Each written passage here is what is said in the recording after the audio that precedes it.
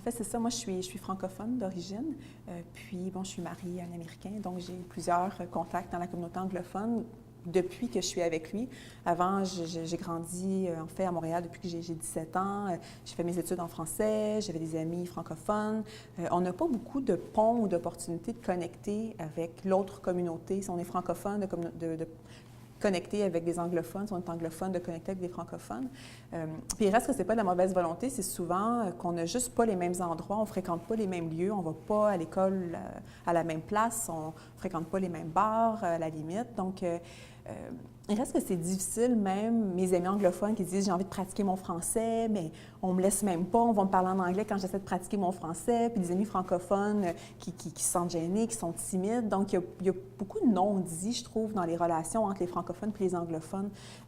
Puis c'est honnêtement pas la mission de 180 de rassembler les communautés à Montréal. C'est pas notre élément fondateur, mais c'est important pour nous de contribuer à créer des ponts quand même entre des gens qui ne se parlent pas beaucoup, puis tant à Montréal au niveau des francophones et des anglophones, mais aussi si on peut contribuer à rapprocher d'autres communautés qui ne se parlent pas beaucoup, créer des relations qui n'auraient pas eu lieu.